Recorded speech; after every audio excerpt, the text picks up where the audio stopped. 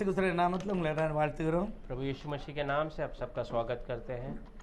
நம்முடைய ராபோஜனத்துக்காக சில வசனங்களை நாம் தியானிக்க போகிறோம். हमारे प्रभु भोजन के लिए हम एक दो वचन ध्यान करने वाले हैं। யோவான் 15வது அதிகாரம் यूहन्ना 15वां अध्याय 5வது வசனத்தை வாசிக்கலாம். 5वां वचन। யோவான் 15:5. यूहन्ना 15 में 5। நானே திராட்சை செடி, நீங்கள் கொடிகள்.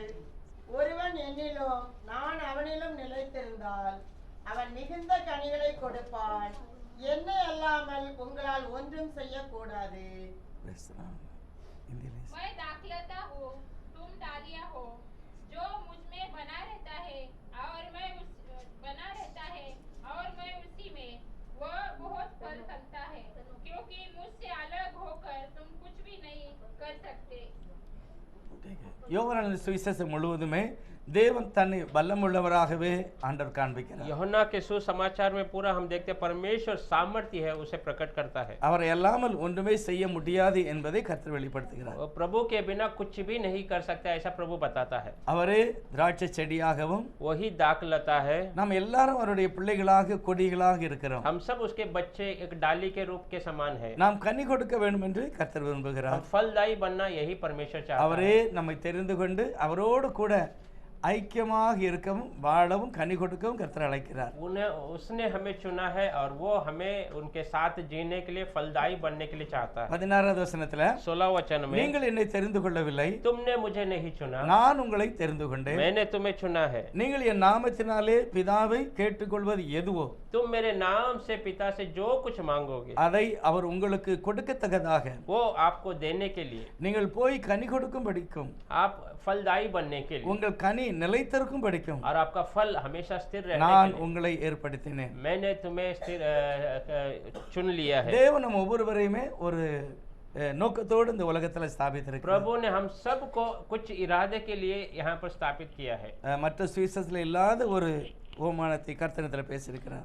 दूसरे सुसमाचार में जो कहानी के रूप में नहीं बता वो बातें यहाँ पर परमेश्वर ने பழைய बताया। ஏற்பாடுல இஸ்ரவேல் ஜனங்கள் எப்பொழுதுமே திராட்சை செடியை போலவே காண்பிக்கப்படுகிறார்கள். पुराने नियम में इजरायली लोग दाग का पौधे के समान दिखाई देते हैं அதே மாதிரி ஒலிவ மரமாக और ओलिव के पेड़ के समान। எல்லாமே தேவன் தன்னுடைய ஜனங்களை வெளிப்படுத்தி காண்பிக்கிற இந்த விருட்சங்கள். ये सब प्रभु अपने बच्चों को प्रकट करने का ये सब पेड़ पौधे हैं। ஆனா எப்படி ஒரு கொடி கனி கொடுக்கணும் அப்படின்னா இயேசுவோடு சேர்ந்திருக்கணும். जैसा एक डाली अगर फलदायी बनना है तो वो यीशु के संग रहना है। நாம் பார்த்தால் வேதாகமத்துல பார்க்கும்போது हम जब वचन में देखते हैं தேவன் சிருஷ்டிப்பிலேயே நம்ம எல்லாரும் அவரோட கூட தான் வாழ முடியும் அப்படிங்கிறத பற்றி எழுதியிருக்கிறார். प्रभु की सृष्टि में अच्छे से बताया कि हम प्रभु के साथ ही जी सकते हैं அவர் இல்லாம நாம் நித்திய ஜீவனை பெற முடியாது. और उनके बिना हम अनंत जीवन नहीं पा அவர் सकते। இல்லாம ஒரு பூரணமான வாழ்க்கையை பெற முடியாது. और प्रभु के बिना हम परिपूर्ण जीवन नहीं जी அவர் सकते। அப்படிதான் நம்மளை படைத்திருக்கிறார். प्रभु ने ऐसे ही हमें बनाया ஆக है। தனித்து எதையுமே நாம் சாதிக்க முடியாது. अकेले में हम कुछ भी जो है जो खड़ा नहीं कर அவர்தான் सकते। வழி, वही रास्ता है, அவர்தான் ஜீவன், அவர்தான் சத்தியம். वही जीवन और वही जो है सच्चाई है। ஆண்டவருடைய படைப்பிலே அப்படிதான் ஆதியாகமத்துல நம்மளை உருவாக்கி இருக்கிறார். प्रभु की सृष्टि में परमेश्वर ने हमें उस रूप से ही बनाया है। தன்னுடைய ஜீவனை கொடுத்தார், अपने प्राण को हमें दिया, தன்னுடைய வல்லமையை கொடுத்திருக்கிறார். अपना सामर्थ्य दिया है। எல்லாமே தேவன் தன்னோடு மனுஷன் வாழணும் அப்படின்னு தான் செய்திருக்கிறார். सब कुछ परमेश्वर प्रभु के संग इंसान जीना उसके लिए तैयार किया है। கர்த்தர் முதலாவது அவர் தன்னுடைய வல்லமையை காண்பிக்கும் போது प्रभु जब अपने सामर्थ्य को पहला प्रकट அவர் किया, எப்படிப்பட்டவர்? वो कैसा है? யோபு 42வது அதிகாரத்துல சொல்லுகிறாரு. अय्यूब 42वां अध्याय में कहता है, முதல் 2 வசனம் வாசிப்போம். யோபு 42ல முதல் 2 अय्यूब 42 में पहला 2 वचन पढ़ेंगे। அப்பொழுது யோபு கர்த்தருக்கு பிரதியுத்தரமாக, தேவரீர் சகலத்தையும் செய்ய வல்லவர், நீர் செய்ய நினைத்தது தடைபடாது என்பதை அறிந்திருக்கிறேன். அவர் எதை நினைக்கிறாரோ அது மட்டும்தான் நடக்கும். वो जो सोचता है प्रभु वो केवल ही होगा। அவர் எதை நினைக்கிறாரோ அது மட்டும்தான் உலகத்துல நடக்கும். वो जो विचार करता है वही इस दुनिया में हो सकता है। நாமும் அப்படிப்பட்ட ஆண்டவரோடு இருந்தாதான் நம்முடைய வாழ்க்கையில ஒரு ஆசீர்வாதத்தை பெற்றுக்கொள்ள முடியும். हम भी ऐसे प्रभु के साथ रहेंगे तो हमारा आशीष को हम पा सकते हैं। நம்முடைய தேவன் பரலோகத்திலும் பூலோகத்திலும் ஒரே நேரத்துல வாழக்கூடியவர். हमारा प्रभु स्वर्ग में और इस धरती में एक ही समय में जीने वाला खुदा ஒவ்வொரு है। மனுஷர்களையும் தனித்தனியாக சந்தித்து பேசுகிற சர்வ வல்லமுள்ள हर एक व्यक्ति को अकेले अकेले में मिलकर मुलाकात कर कर बातें करने वाला खुदा அவர் है। பரலோகத்தில் இருக்கும்போதே பூலோகத்திலும் அவர் இருக்கிறார். वो स्वर्ग में जब था तभी इस धरती में भी है। நிக்கோதேமுட்ட அவர் தான் சொல்லுகிறார், निकोदेमस ऐसे कहता है, பரலோகத்தில் இருக்கிறவரும் பரலோகத்தில் இறங்கின மனுஷகுமாரனை அல்லாமல் பரலோகத்துக்கு ஏறினவன் ஒருவனுமே இல்லை. स्वर्ग में है और जो स्वर्ग से उतरा हुआ मनुष्य के पुत्र को छोड़कर स्वर्ग में और कोई भी नहीं है। நம்முடைய ஆண்டவர் பரிசுத்தர், हमारा परमेश्वर पवित्र है, அவர் சர்வ வல்லமுள்ளவர், वो सर्व सामर्थी है, அவர் நீதி உள்ள ஆண்டவர், वो धर्मी प्रभु है, இரக்கமுள்ளவர், वो दयालु है,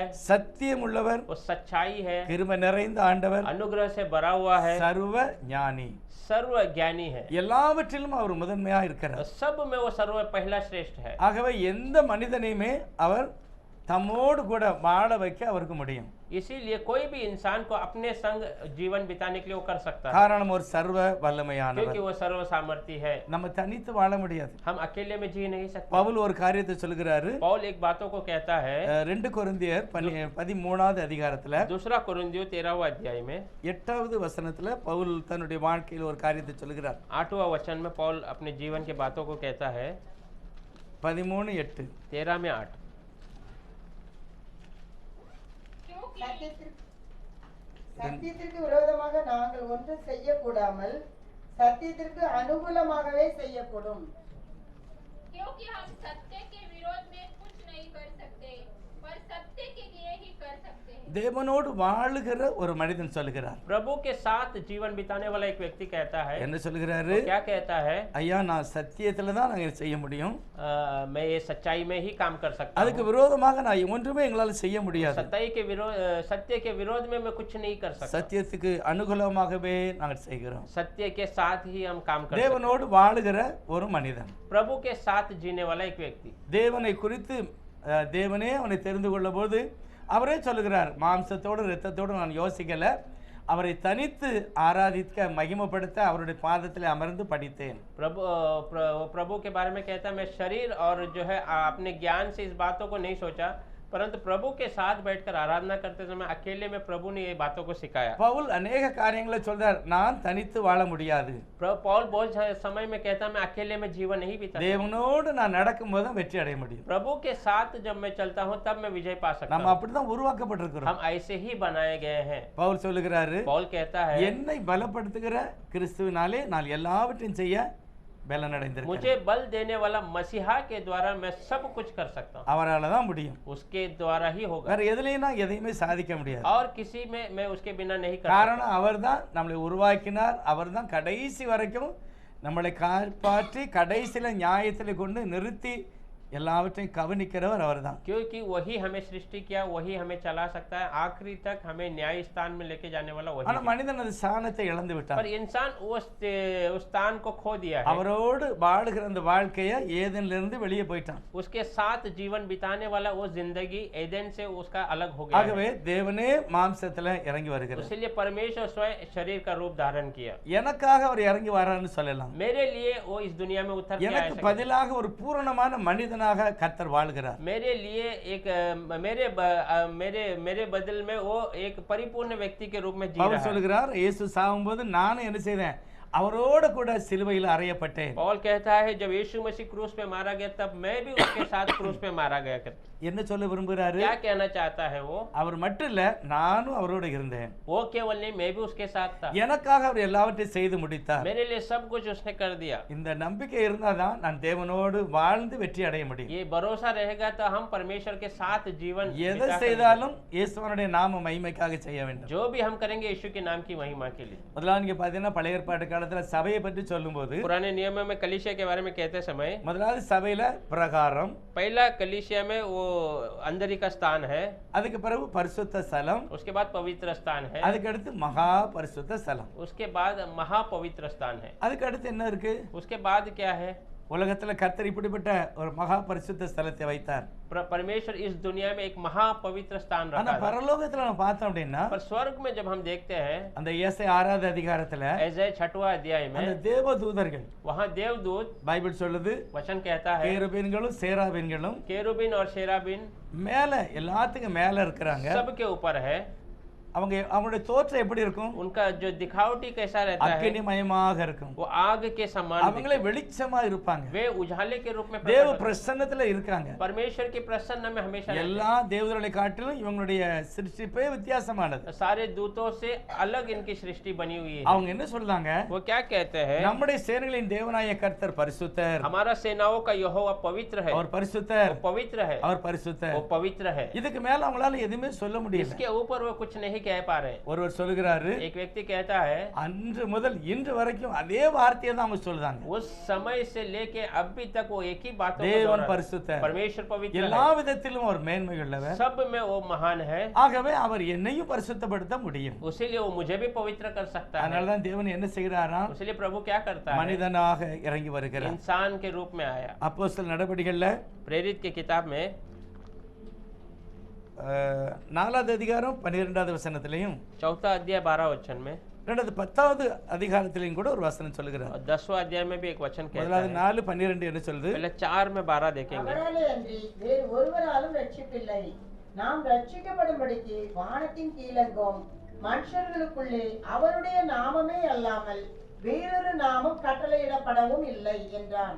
किसी दूसरे के द्वारा उद्धार नहीं, क्योंकि स्वर्ग के नीचे मनुष्य में और कोई दूसरा नाम नहीं दिया गया जिसके द्वारा हम उद्धार पा सकें। அப்ப இந்த ஆண்டவர், अभी ये प्रभु, இவ்வளவு சாமர்த்தியமுள்ள ஆண்டவர், इतना सामर्थ्य परमेश्वर, தன்னுடைய நாமத்தை வெளிப்படுத்தினவர், अपने नाम को प्रकट करने वाला, நம்மளை எதிர்பார்ப்பாரு. हमसे कुछ चाहता எத்தனை है। பேர் இந்த ரட்சிப்பை பெற்றுக் கொள்கிறார்கள்? कितने लोग इस उद्धार को पा लेते எத்தனை हैं? பேர் இத தனக்காக எடுத்துக் கொள்கிறார்கள்? कितने लोग अपने लिए ये ले लेते हैं வேற எங்கேயும் போக கூடாது, அங்கதான் போகணும். और किधर जाना नहीं है, प्रभु के पास ही आना ரட்சிப்புக்கு வேற வழியே கிடையாது.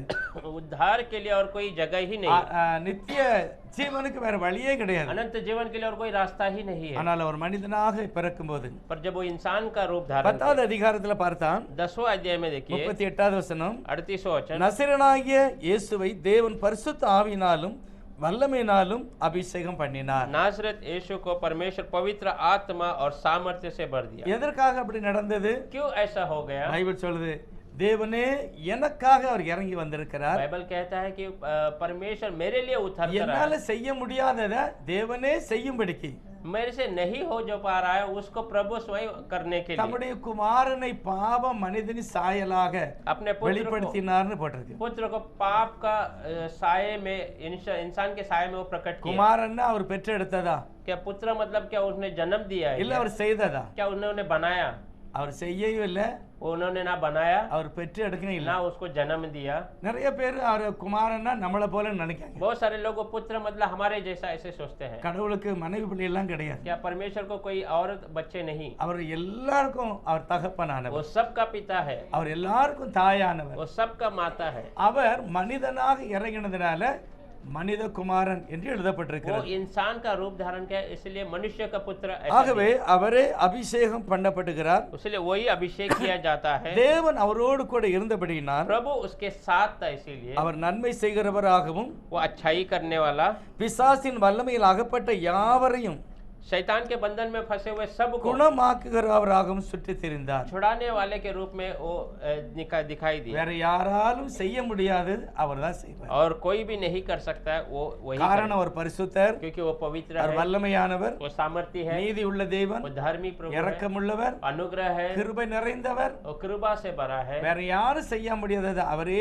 செய்யும்படிக்கு உலகத்தில் அவர் இறங்கி और வருகிறார். कोई नहीं कर सकता, वही कर सकता है, इसलिए वो इस दुनिया में அவர் होता है। எங்கும் சுற்றி திரிந்தார்னு போட்டிருக்கு. वो हर जगह फिरा है, ऐसा कहते हैं। தேவன் சர்வ வல்லமுள்ளவர். परमेश्वर सर्व सामर्थ्य है। எசேக்கியா தீர்க்கதரிசியின் புஸ்தகம் ऐसे क्या भविष्यता की किताब में 18வது அதிகாரம் 18वां अध्याय 23வது வசனம் வாசிக்கலாம். 23 वचन पढ़ेंगे।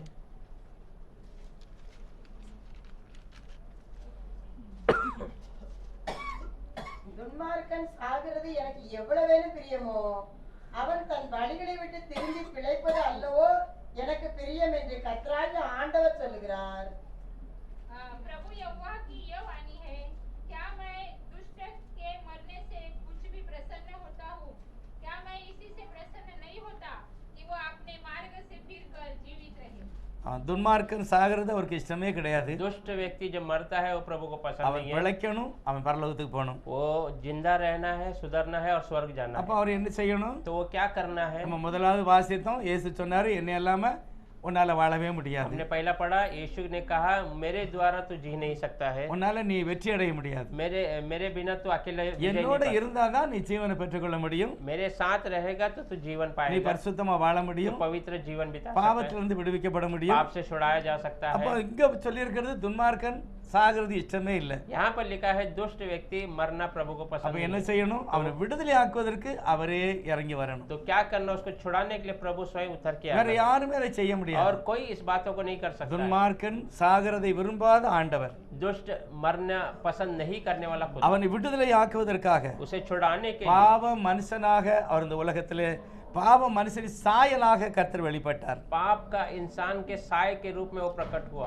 காரணம் என்னை மீட்டுக் கொள்வதற்காக. क्योंकि हमें छुड़ाने के लिए। 25வது வசனம் சொல்லுகிறது, 25वां वचन कहता है, நீங்களோ ஆண்டோடைய வழி செம்மையா இருக்கவில்லை என்கிறீர்கள். आप लोग कहते हैं कि परमेश्वर का रास्ता अच्छा नहीं करके, அவருடைய வழி என்னது? पर उनका रास्ता क्या நான் है? வாழ வைப்பதற்கு அவர் என்ன வழி செய்கிறார்? मैं जीवन बिताने के लिए प्रभु ने क्या रास्ता बनाया है? என்ன வழி?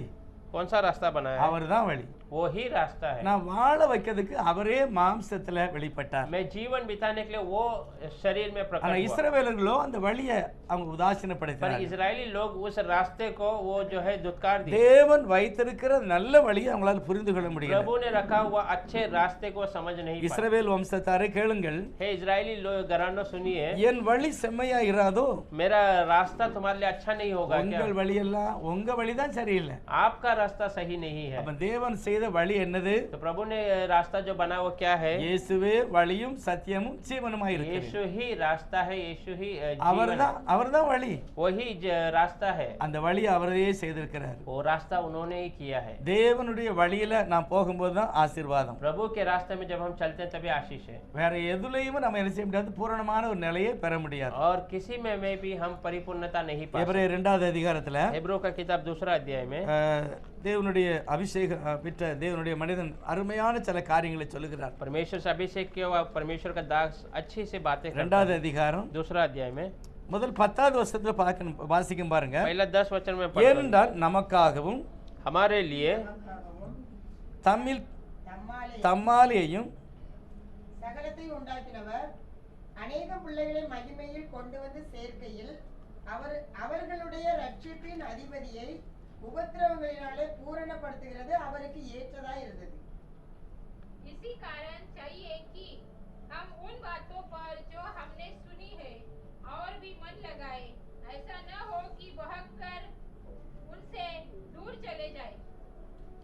அவர் தான் உண்டாக்கி இருக்கிறார். उन्होंने ही हमें बनाया, அவருடைய பிள்ளைகளை மகிமையான இடத்துல பரிசுத்தவங்களா நிறுத்தணும் அப்படின்னா उनके बच्चों को महिमा के स्थान पवित्र जगह पे खड़ा करना है। அவர்களுடைய ரட்சிப்பின் அதிபதி उनका उद्धार करता யார்? அந்த அதிபதி कौन है? वो अधिकारी, தேவனே அதிபதி. प्रभु ही वो अधिकारी, அவரே என்னை பூரணப்படுத்தும்படியாக वही मुझे परिपूर्णता करने के लिए அவரே இறங்கி வருகிறார். वो स्वयं उतर कर आता है। அடுத்து சொல்லுங்க, எப்படி எனில் वो लिखा है, क्यों ऐसा? பரிசுத்தம் செய்கிறவரும் पवित्र करने वाला, பரிசுத்தம் செய்யப்படுகிறவருமாகிய யாவரும் पवित्र कराने वाला जो भी ஒருவராலே एक ही के द्वारा, ஒருவராலே एक ही के द्वारा உண்டாயிருக்கிறோம். बने हुए हैं। அவரே நம்மை உண்டாக்கி இருக்கிறார். उन्होंने ही हमें बनाया அவரே है। என்னை பரிசுத்தம் செய்ய முடியும். उन्होंने ही वही हमें पवित्र कर सकता ஆகவே है। ரட்சிப்பின் அதிபதியாக அவர் இறங்கி இருக்கிறார். उद्धारकर्ता के अधिकारी के रूप में वो यहाँ पर उतरा है। அடுத்து பைபிள் சொல்லுது, ஒரு சகோதரனை போல दूसरा बाइबल कहता है एक भाई के समान। நம்முடைய நாமத்தை என் சகோதரனுக்கு அறிவித்தேன் என்று சபை நடுவிலே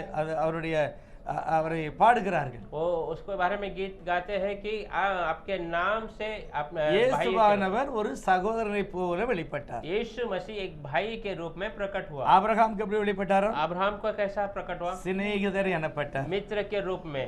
அவர் ஆபிரகாமுக்கு யார் சிநேகிதரோ அவர்தான் நமக்கு சகோதரர். अब्राहम का जो मित्र है वही हमारा भाई है, அவர்தான் நம்முடைய தேவன். वही हमारा खुदा है। என்னை மீட்டுக் கொள்வதற்காக, मुझे छुड़ाने के लिए, என்னை விடுதலையாக்குவதற்காக मुझे छुटकारा देने के लिए இயேசுவானவர் இந்த உலகத்துல வந்தார். यीशु मसीह इस दुनिया में आए। அவர் இல்லாம நாம் பூரணத்தை கண்டிப்பா பெற முடியாது. उसके बिना हम हमारे जीवन में परिपूर्णता हो ही नहीं யோவான் सकते। 15வது அதிகாரம் முழுசும் வாசிக்கும் போது यूहन्ना 15 अध्याय पूरा जब हम पढ़ते हैं, அவர் சொல்ற, நான் திராட்சை செடி, वो कहते हैं मैं दाखलता நீ हूँ, கொடி, तू उसकी जो நீ डाली என்னிலே है நிலைத்திருக்க வேண்டும். तो मेरे अंदर बने रहना है। நான் சொல்லுகிற வார்த்தைக்கு நீ கேட்கணும். मैं जो वचन कहता हूँ उसको तू सुनना है। உனக்கு ஆவி வேணுமா, நான் தான் தரணும். तुझे आत्मा चाहिए, मैं ही दूंगा। உனக்கு கனி கொடுப்பதுக்குள்ள பலன் நான் தான் தரணும். तो फल देने के लिए बल मैं ही दूंगा।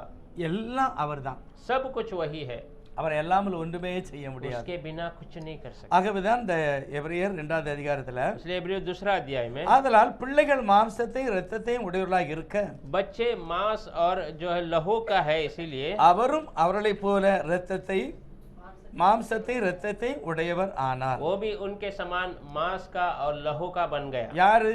कौन?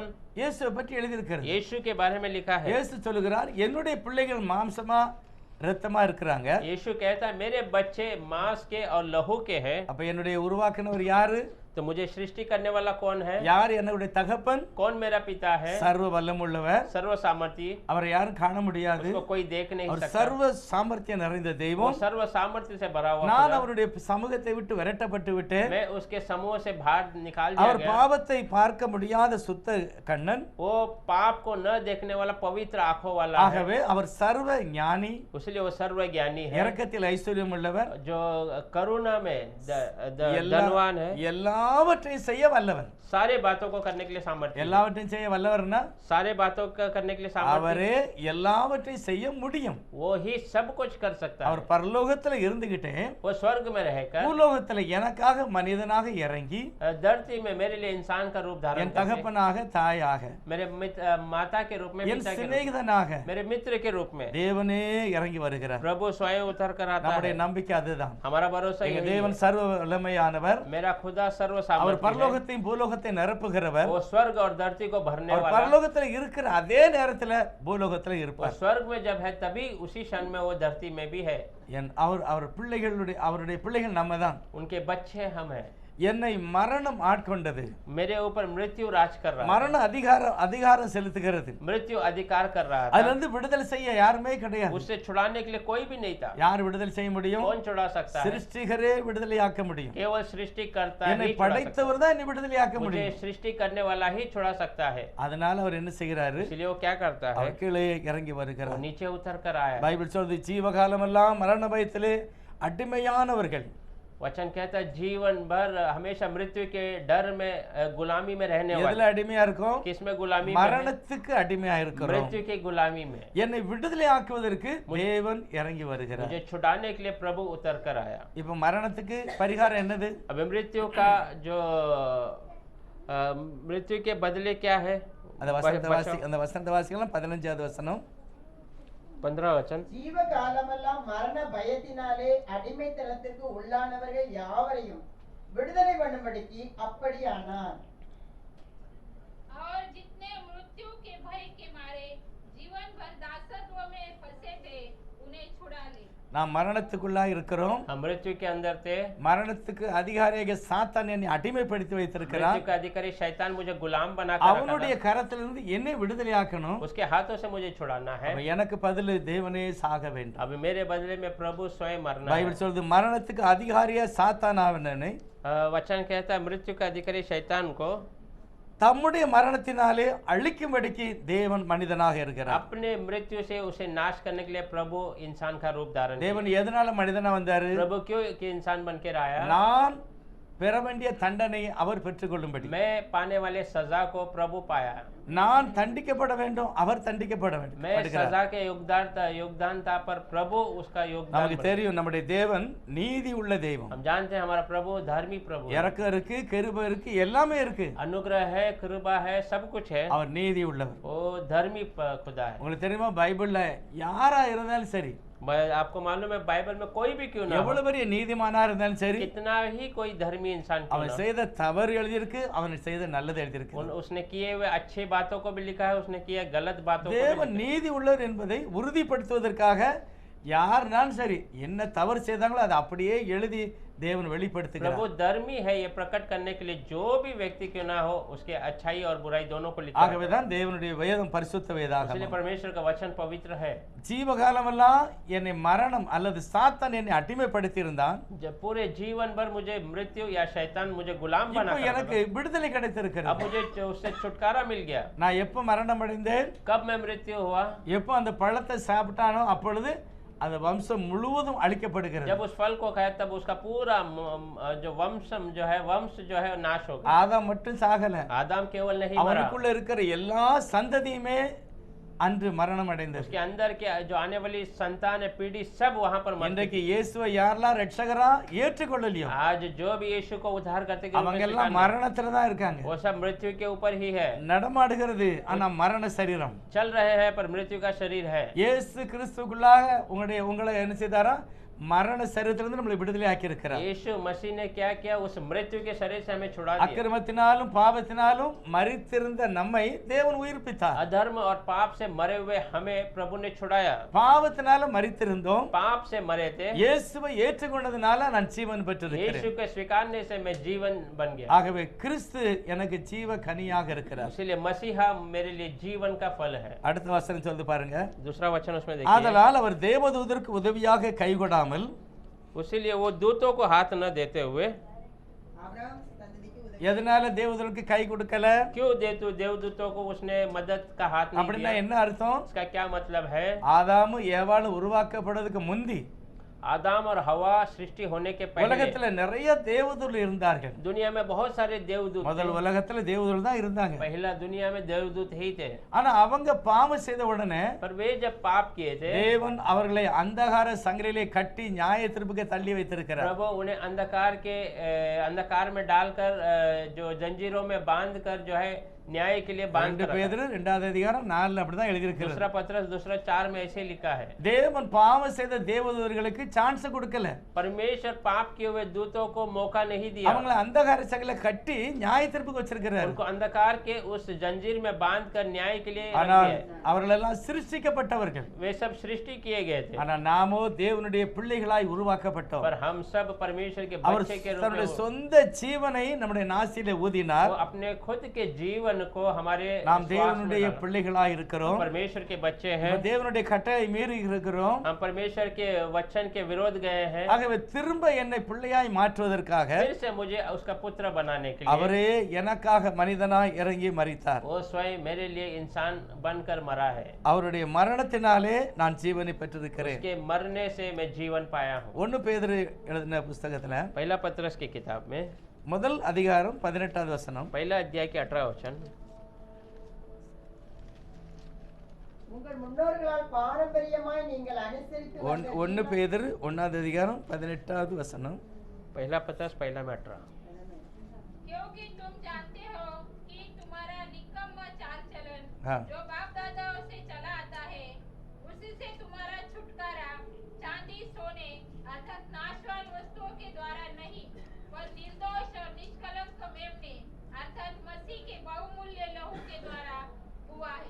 எப்படி எனக்கு விடுதலை கிடைச்சிருக்கிறது? कैसे हमें छुटकारा मिला है? முன்னோருடைய பாரம்பரியமான தவறான வழிபாட்டு முறையின்படி அல்ல, जो पूर्वजों के गलत रास्तों के वजह से नहीं, பொன்னினாலும் அல்ல வெள்ளினாலும் न அல்ல, सोना न चांदी से। என்னை எப்படி தேவன் மீட்டு கொண்டாராம்? कैसा मुझे प्रभु ने छुड़ाया? குற்றம் இல்லாத மாசு இல்லாத ஆட்டுக்குட்டியின் இரத்தத்தினாலே நான் மீட்கப்பட்டேன். निर्दोष निष्कपट मेमने के लहू से मैं छुड़ाया அது गया। யாருடைய இரத்தம்? वो किसका लहू था? தேவனுடைய இரத்தத்தினால் மீட்கப்பட்டேன். मसीहा का लहू से मैं छुड़ाया गया। அடுத்து சொல்லி இருக்கிறது, அவர் உலக தோற்றத்துக்கு முன்னே குறிக்கப்பட்டிருந்து वो दुनिया के उत्पन्न होने के पहले ही தமது चुना है। மூலமாய் தேவன் மேல் விசுவாசியாய் இருப்பதற்கு उनके द्वारा प्रभु पे विश्वासी बनने के लिए நமக்காக உங்களுக்காக இந்த கடைசி நாளிலே கர்த்தர் வெளிப்பட்டார். हमारे लिए आपके लिए इस आखिरी दिनों में परमेश्वर प्रकट हुआ। தேவன் தன்னுடைய இரத்தத்தை சிந்தலைன்னா மனிதன் பழைய நிலையை பெற்றுக்கொள்ளவே முடியாது. प्रभु अगर अपने खून को नहीं बहाता तो इंसान अपने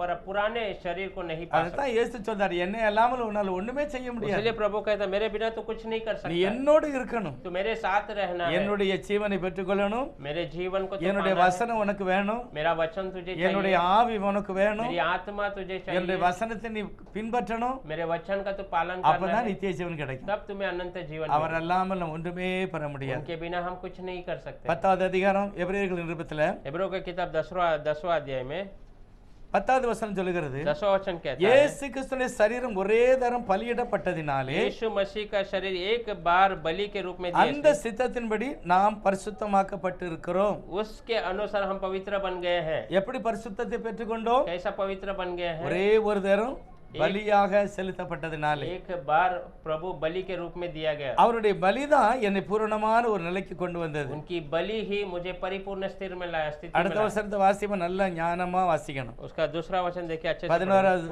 10-11. அன்றியும் எந்த ஆசாரியனும் நாடோறும் ஆராதனை செய்கிறவனாயும் பாவங்களை ஒரு காலம் நிவர்த்தி செய்யக்கூடாத ஒரேவித பலிகளை அநேகதரம் செலுத்துகிறவனாயும் நிற்பான். இவரோ பாவங்களுக்காக ஒரே பலியை செலுத்தி என்றென்றைக்கும் தேவனுடைய வலது வாசத்தில் உட்கார்ந்து. हर एक याजक तो खड़े होकर प्रतिदिन सेवा करता है और एक ही प्रकार के बलिदान को जो पापों को कभी भी दूर नहीं कर सकते बार बार चढ़ाता है।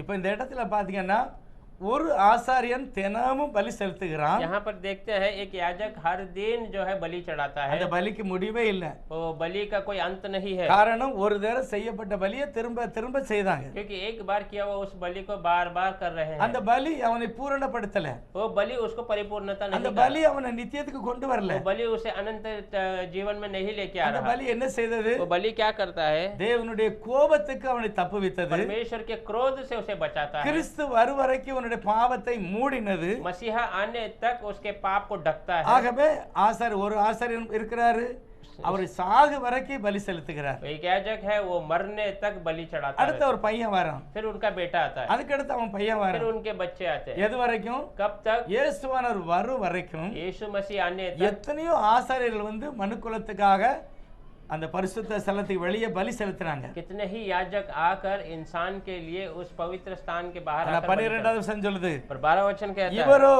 पर ये யாரு? இயேசுவோ यीशु जो है பாவங்களுக்காக पाप के लिए ஒரே ஒரு பலியை செலுத்தி.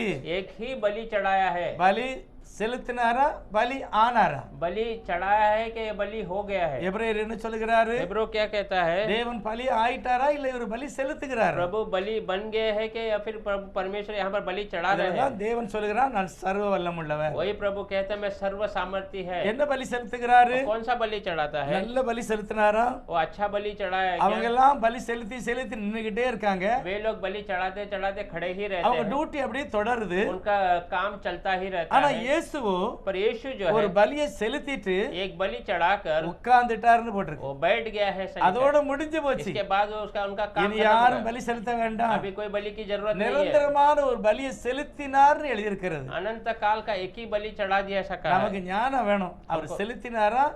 அவர் செலுத்தப்பட்டாரா? हमें ज्ञान चाहिए कि उन्होंने बलि चढ़ाया है क्या या खुद बलि हो गए हैं? அவரே பலியானார். वही बलि हुआ அப்ப है। பலி செலுத்தினது யாரு? तो बलि चढ़ाने वाला कौन है? அவர் சர்வ वो வல்லமுள்ளவர். सर्व सामर्थ्य है। அவர்தான் ஆட்டுக்குட்டி. वही मेमना है। அவர்தான் பிரதான ஆசாரியர். वही महायाजक இது भी है। எப்படி நடக்கும்? ये कैसा हो सकता है? மனுஷனால இல்ல, इंसान से नहीं, தேவனால முடியும். प्रभु से होगा। அப்ப கல்வாரி சிலுவையில் அவர் மரித்தார். कलवारी क्रूस पर वो मारा गया। அதே நேரத்தில் அந்த பலியை அங்கீகரித்தது இயேசுநாதர். उसी समय में उस बलि को स्वीकारने वाला அவர் भी மகா यीशु। பரிசுத்த ஸ்தலத்துக்குள்ள இரத்தத்தோட போகிறார். तो महापवित्र स्थान में लहू को लेकर जाता எப்படி है। இயேசு கிறிஸ்து சிலுவையில் இருக்கும்போது எப்படி மகா பரிசுத்தலத்துல போக முடியும்? कैसा यीशु क्रूस में रहते समय पवित्र स्थान में जा सकता அவர் है? சர்வ வல்லமுள்ளவர். वो सर्व सामर्थ्य அவரே है। பலி ஆடாக இருக்கிறார். वही बलि का मेमना है। அவரே பலியை செலுத்துகிறார். वो खुद बलि चढ़ाता அவரே है பலியை வாங்குகிறார். और वही बलि को स्वीकारता है। காரணம் நிரந்தரமான ஒரு பலியை செலுத்தினார். कारण यही है कि वह हमेशा का एक ही बलि அதனாலதான் இயேசு கிறிஸ்து மகா பிரதான ஆசாரியன். उसीलिए यीशु के बारे में दिया वो महाप्रधान याजक है, எல்லாவற்றை விட மகிமையான ஒரு ஆண்டவர். सबसे महिमा का खुदा। எதனால இந்த காரியத்தை செய்தாரு? क्यों ये बातों को किया? யாருமே இந்த காரியத்தை செய்ய முடியாது. कोई भी इस बातों को नहीं कर सकता। உலகத்துல யாரும் செய்ய முடியாது. दुनिया में कोई भी ये चीजों को नहीं कर सकता। வெளிப்படுத்த விசேஷம் அப்படிதான் சொல்லுகிறது. प्रकाश प्रकटीकरण ऐसे அவருடைய कहता है। கரத்துல இருக்க அந்த புஸ்தகத்தை उनके हाथों के उस किताब को வாங்கிறதுக்கு ஆள் இல்ல, लेने के लिए कोई आदमी नहीं है, திறக்கிறதுக்கு ஆள் இல்ல, उसको खोलने के लिए कोई व्यक्ति नहीं, வாசிக்கிறதுக்கு ஆள் இல்ல. पढ़ने के लिए कोई व्यक्ति அப்ப नहीं, யார் தான் வாங்குகிறது? तो कौन उसको ले सकता है? சிங்காசனத்தில் இருக்கிற தேவனே ஆட்டுக்குட்டியாக வெளிப்படுகிறார். सिंहासन का खुदा खुद मेमने के रूप में प्रकट होता है। எப்படி வெளிப்பட்டாரா? कैसा प्रकट हुआ? அதிலே எழுதியிருக்கிறது. उसमें लिखा है, யோவான் அழுகிறார், வாங்குவதற்கு ஆள் இல்லைன்னு உடனே यूहन्ना रोता है कि किताब को लेने के लिए कोई ஐயோ हकदार அந்த नहीं है, புஸ்தகத்தை வாங்க ஆள் இல்ல, ये किताब को लेने के लिए कोई भी அந்த முத்திரையை உடைக்கிறதுக்கு ஆள் இல்ல, उसके जो सील को तोड़ने के लिए कोई அதை व्यक्ति नहीं है, வாசிக்கிறதுக்கு ஆள் இல்ல. उसको पढ़ने के लिए कोई नहीं है। யோவான் அழுகிறாரு. यूहन्ना रोता ஒரு है, சத்தம் கிடக்கு பாருங்க. एक आवाज वहां पर आता है, யூதா கோத்திரத்து சிங்கம் வெற்றி பெற்றிருக்கிறார். यूदा का शेर विजय प्राप्त हुआ है, யூதா கோத்திரத்து சிங்கம் வெற்றி பெற்றிருக்கிறார். यूदा का शेर विजय प्राप्त ஆனா हुआ है। வாங்குனது யாரு? पर लिया कौन है? சிங்கமா ஆட்டுக்குட்டியா? कि शेर लिया के मेमना लिया? அவர் ஆட்டுக்குட்டியாகவும் சிங்கமாகவும் இருக்கிறார். मेमने के रूप में और शेर के रूप में। காரணம் அந்த இடத்தை யாருமே பூர்த்தி செய்ய முடியாது. कारण यही है कि उसके स्थान को दूसरा कोई पूरा नहीं कर सकता। இப்போ நீங்க யோவான் 15 அதிகாரத்துக்கு வரலாம். अभी हम यूहन्ना 15 अध्याय में आएंगे। 4வது வசனம் வாசிக்கலாம். चौथा वचन 15 में 4, என்னிலே நிலைத்திருங்கள், நானும் உங்களில் நிலைத்திருப்பேன். கொடியானது திராட்சை செடியில் நிலைத்திராவிட்டால் அது தானாய் கனி கொடுக்க மாட்டாதது போல நீங்களும் என்னில் நிலைத்திராவிட்டால் கனி கொடுக்க மாட்டீர்கள். तुम मुझ में बने रहो और मैं तुम में।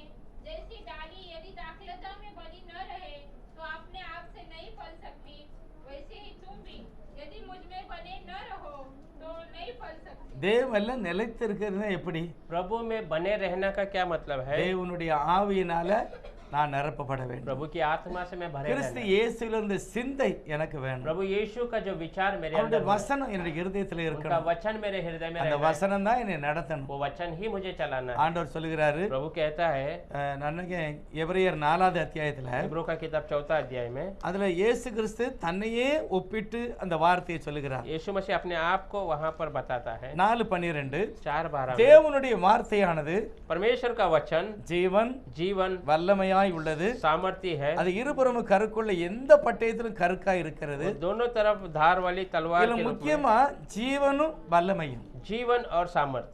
ஜீவன் யாரு? जीवन कौन है? இயேசு தான் ஜீவன். यीशु ही जीवन है। இயேசு யாரு? यीशु कौन है? வல்லமை உள்ளவர். वो सामर्थ्य இந்த है। ரெண்டும் வேற யார்கிட்டயுமே கிடையாது. ये दोनों बातें और किसी के पास இயேசு नहीं। தான் வார்த்தை, வார்த்தை தான் இயேசு. यीशु ही वचन है, वचन यीशु है। அவருடைய வார்த்தையிலே நான் நிலைத்திருந்தால் और उसके वचन में मैं बना நான் रहूंगा, ஜீவனை பெற்றிருப்பேன். मैं जीवन पाऊंगा। அவருடைய ஆவி இல்லாதவன் ஜீவன் இல்லாதவன். उनका आत्मा जिसके पास नहीं है वो बिना जीवन का है। ஆகவேதான் இதை நிலைத்திருக்கும்படி தான் கர்த்தர் சொல்கிறார். उसीलिए ये हमेशा बने रहने के लिए प्रभु நான் कहता வரும் வரைக்கும் இந்த ராபோஜனத்தை நீ நினைச்ச கூடாது, மறக்க கூடாது. है, मैं आने तक इस प्रभु भोजन को तो भूलना नहीं। சிலுவையிலே நான் வெற்றி சிறந்தேன், அதை நினைவு கூறணும். क्रूस पर मैं विजय प्राप्त हुआ, इसे तो याद रखना இந்த है। சரீரத்தை சாப்பிடும்போது என்னுடைய சரீரமாக நீங்கள் அதை ஏற்றுக்கொள்ளுங்கள். इस शरीर को जब खाओगे तो मेरे शरीर के रूप में तुम இந்த स्वीकार ரத்தத்தை பானம் பண்ணும்போது ये लहू को புது पीते समय உடன்படிக்கையின் ரத்தமாக ஏற்றுக்கொள்ளுங்கள். नए वाचे के लहू के रूप में स्वीकार அது என்னுடைய ரத்தம் அப்படின்னு கர்த்தர் मेरा சொல்றார். लहू है ऐसा நான் प्रभु। வரும் வரைக்கும் என்ன செய்யணும்? मैं आने तक आप क्या करना है? இயேசு எனக்காக வெற்றி சிறந்தார். यीशु मेरे लिए विजय प्राप्त இயேசு हुआ, எனக்காக பலியானார். यीशु मेरे लिए बलि हुआ, இயேசு எனக்காக பிரதான ஆசாரியனாக பலி செலுத்தினார். यीशु मेरे लिए महायाजक के रूप में बलि இதை चढ़ाया, மறக்கவே கூடாது. जिसे हम भूलना ही नहीं। அப்பதான் நான் நித்திய ஜீவனிலே நிலை பெற்றிருக்க முடியும். तब हम अनंत जीवन में जो है இயேசு स्थिर रह இல்லாமல் வாழ்வு கிடையாது. सकते। यीशु के बिना जीवन नहीं है। இயேசு இல்லாமல் நாம் முழுமையான ஆசீர்வாதத்தை பெற முடியாது. यीशु के बिना हम परिपूर्ण आशीष को नहीं கர்த்தர் पा அப்படிப்பட்ட மகிமையான ஆசீர்வாதத்தை நமக்கு सकते। தந்திருக்கிறார். प्रभु ऐसे महिमा का आशीष हमें दिया, நாம் அதில் நிலைத்திருக்க வேண்டும். हम उसमें स्थिर रहना है। நம்ம எல்லாரும் முழங்கால் படிட்டு ஜெபம் பண்ணுவோம். हम सबको घुटने में आकर प्रार्थना करेंगे, நம்ம எல்லாரும் ஜெபம் பண்ணணும். हम सब प्रार्थना करेंगे। ஆண்டவரே, இதில் நான் நிலைத்திருக்க வேண்டும். प्रभु इसमें मैं बने रहना है। ஆண்டவர் தன்னுடைய சீசர்களை பார்த்து சொல்கிறார், प्रभु अपने चेलों को देख என்னிலே நீ நிலைத்திருக்க तो வேண்டும். मेरे में बने रहना है। எத்தனையோ முறை நாம் அவர்கள் நிலைத்திராமல் இருந்திருக்கிறோம். कितने समय हम उसमें बने नहीं रहते ஆனா அந்த நேரத்தில் சொல்லணும், ஆண்டவரே पर इस समय में कहना நான் உம்மை நிலைத்திருக்க எனக்கு உதவி செய்யும். मैं आपके अंदर बने रहने के लिए मुझे உம்மோடு கூட நான் தினமும் சஞ்சரிக்க வேண்டும். आपके साथ हमेशा बातें ஏனோக்கு தேவனோடு சஞ்சரித்தார். एनोक परमेश्वर से हमेशा நோவா बातें ஆபிரகாம் ஈசாக்கு தேவனோடு சஞ்சரித்தார். नोआ अब्राहम इसहाक परमेश्वर से बातें की। அப்போஸ்தலரை பார்த்து சொல்கிறார், प्रेरितों को देखकर कहता है, அப்போஸ்தலரோடு கூட प्रेरितों के साथ அவர் கூடவே இருந்து அற்புதத்தினாலும் அடையாளத்தினாலும் அவர் தன்னுடைய வார்த்தையை உறுதிப்படுத்தினார். वो उनके साथ रहकर अद्भुत कार्य और चमत्कार के साथ அவரோ उसके वचन அவர்களோடு को கூட இருந்தார் இயேசுவானவர். वो उनके साथ था यीशु। இன்னைக்கு நம்மளோடு கூட இருக்கிறார். आज हमारे साथ है। நம்மளை தனித்து இருக்க கர்த்தர் விட மாட்டார். हमें अकेले में छोड़ेगा நம்முடைய नहीं प्रभु। குடும்பத்தில் அவர் தலைவராக இருக்கிறார். हमारा परिवार का वो सिर நம்முடைய है। வேலையில அவர் உயர்ந்திருக்கிறார். हमारा वो कामों में நான் वो எங்க ऊंचा है। போனாலும் அவர் நம்மளோடு கூட मैं இருக்கிறார். जहाँ पर भी जाता हूँ वो हमारे நாம் साथ। நன்றி சொல்லலாம், ஏசப்பாவுக்கு நன்றி சொல்கிறேன். हम धन्यवाद करना है यीशु। என்னுடைய விசுவாசத்தை வர்த்திக்க பண்ணுங்க. प्रभु मेरे विश्वास को बढ़ाइए। நான் இன்னும் வளரணும். मैं और बढ़ना चाहता எங்களுடைய हूँ। எல்லா தேவைகளையுமே நீர் நிவர்த்தி ஆக்குவே. मेरे सारे जरूरतों का आप पूरा करते हैं। வேதம் சொல்லுகிறது, वचन कहता है நான் அவைகளுக்கு ஜீவன் உண்டாயிருக்கவும் मैं उसके लिए जीवन அது बनने- பரிபூரணப்படும்படி வந்திருக்கிறேன். परिपूर्ण होने के लिए आया हूँ। நம்முடைய வாழ்க்கையை பரிபூரணப்படுத்துகிற ஆண்டவர். हमारे जीवन को परिपूर्ण करने वाला खुदा। எல்லாரும் அவரை நோக்கி ஜெபம் பண்ணலாம். हम सब उसकी ओर प्रार्थना करेंगे। எல்லாரும் ஜெபம் பண்ணலாம். सब प्रार्थना